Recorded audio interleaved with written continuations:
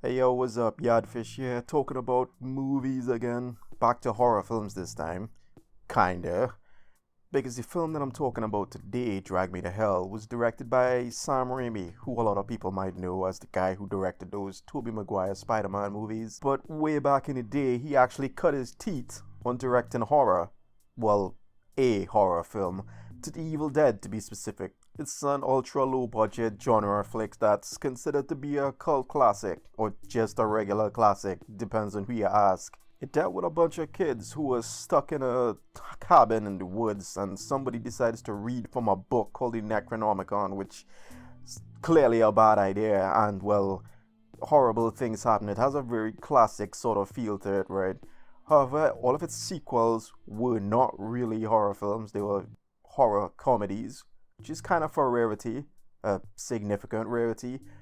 And the first movie in the series is pretty much the only one that's really a pure horror. Though one thing they all have in common is the fact that they were actually pretty good. They're good movies, go watch them, check them out if you have time.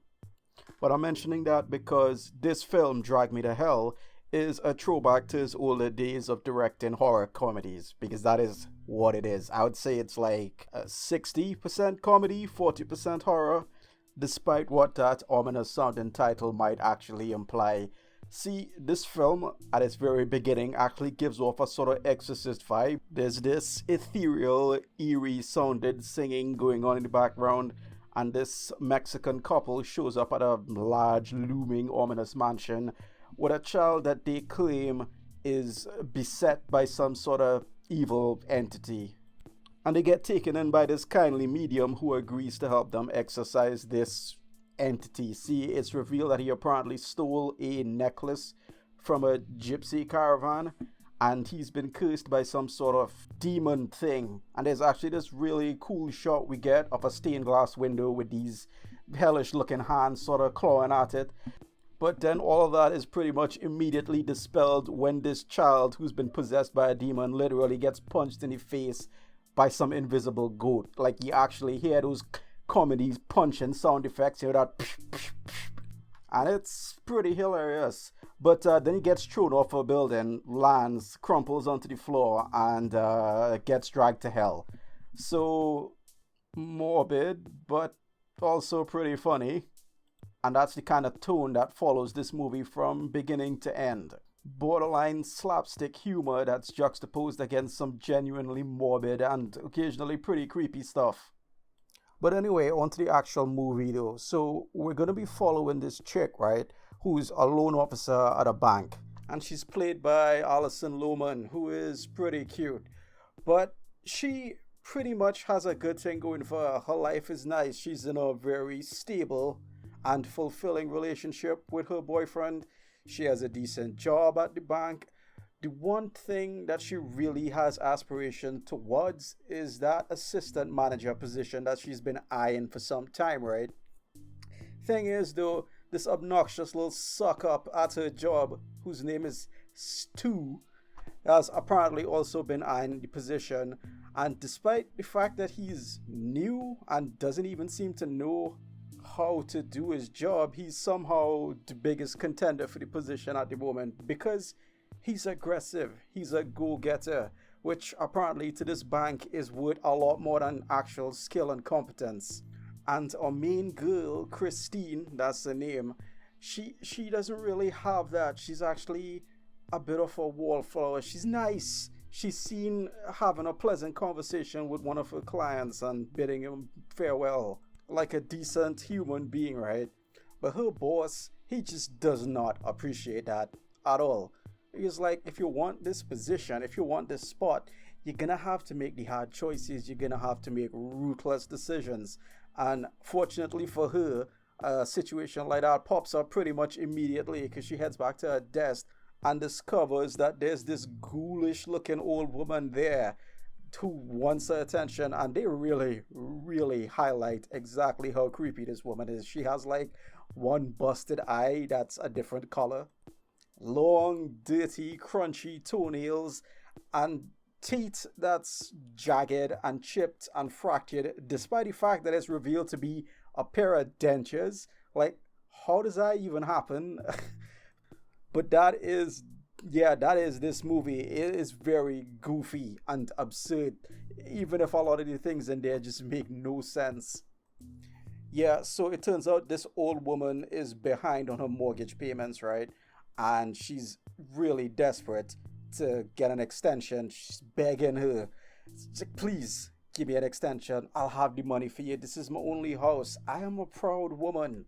But Christine, despite the fact that you can see that she really does want to help this woman out, she seizes on that opportunity to be a bastard. And she's like, nah, none of that for you.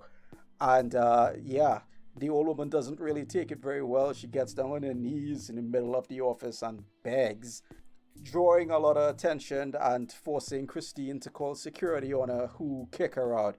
But not before she tells her, you shamed me. And well, her douchebag boss happened to be watching, so he hops over and was like, you handled that A-OK. I think I'm gonna promote you to assistant manager. And well, good job for her, right? But thing is, as she's going home, she heads into a car. She gets jumped by that same old woman in the backseat of a car, and what follows is one of the most ridiculous fight scenes that has ever been filmed. I guarantee it. I don't want to spoil anything, but you ever seen somebody with no teeth try to bite somebody's face off? It is both disgusting and ridiculously funny at the same time. But eventually, our cartoonishly evil hag manages to get the upper hand on her and yoinks off one of her coat buttons and says some weird Hungarian sounding stuff to it and gives her back, which bestows upon her a curse, which she eventually discovers from the help of a local Indian psychic guy. In 3 days, a goat demon is gonna show up and drag her to hell. Sucks to be her. And that is pretty much this entire film in a nutshell. Bad things gonna happen to you for 3 days. You need to find a way to stop it, because if you can't, you die. And it basically follows her. She goes about doing increasingly more desperate things in an attempt to save her life. And that includes dropping an anvil on a ghost's head. Like, this is some straight up Looney Tunes level things we talking about here. And its eyes even pop out like a cartoon. And, well, they land on her face, so it's a bit more disgusting. But still, you get what I'm saying, right? It is a slapstick movie in a lot of ways. But that's not to say that there aren't some actual moments in there that are creepy. There's a sequence where she's at her home alone, and she starts hearing like these clopping footsteps coming up her stairway, and sees the shadow of a goatee thing under her door that I actually thought was pretty effective. At least until it grabbed her and started yoinking her around the room, and you could basically see the wires that are doing it. Maybe that was a bit too much, but there are a lot of little scenes like that throughout the film that are nice touches that are a throwback to the fact that Sam Raimi is in fact a director who is perfectly capable of directing a horror movie right. It's just that he definitely prefers to keep things a bit more light, kinda. Because the ending is not really on the light side, but it is from beginning to end a movie that is wholly entertaining. I greatly enjoyed this film, but at the same time, I wouldn't say that it's an effective horror film at all. So if you're going into this film looking for something that's gonna be genuinely bone chilling and terrifying and stuff like that, you're definitely not gonna find it here. And there's also one thing that always kind of bugged me about this movie. But Sam Raimi, right? He said in an interview that he wrote this movie before the Spider-Man films, and he always wanted to do a film like this that was sort of like a morality tale, right?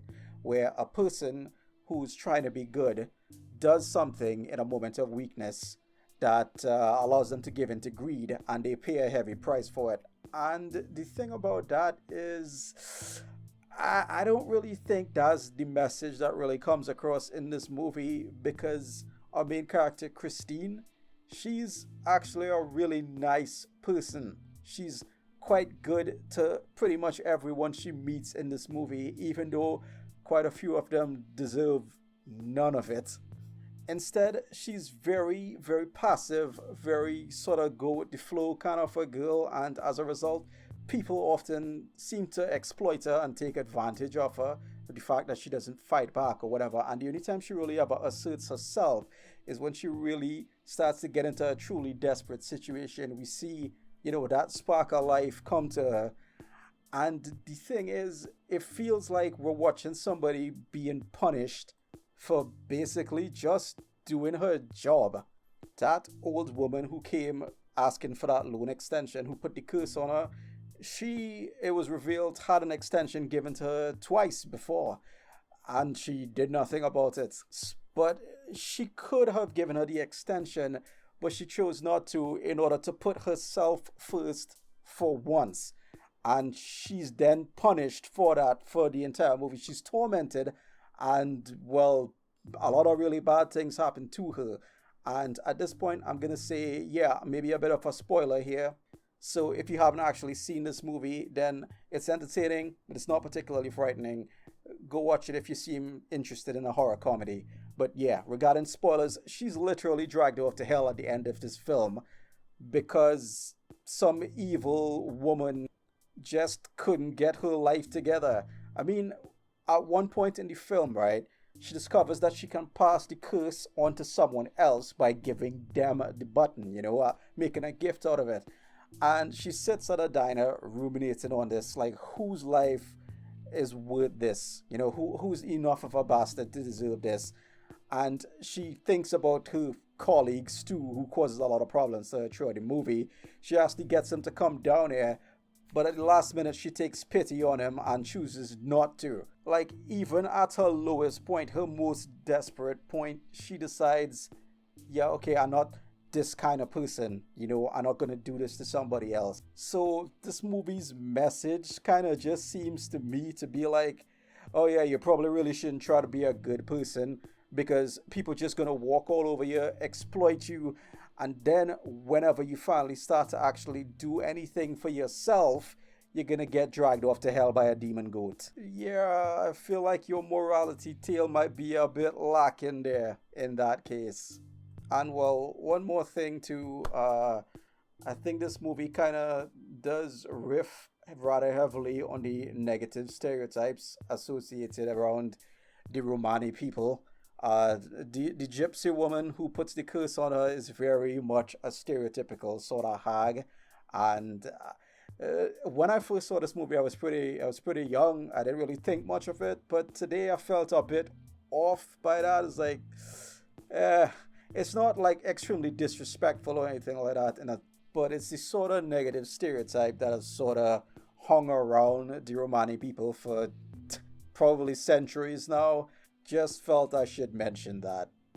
But still, this is a really fun, entertaining, genre blending sort of movie with a strong lead actress that is gonna be fun.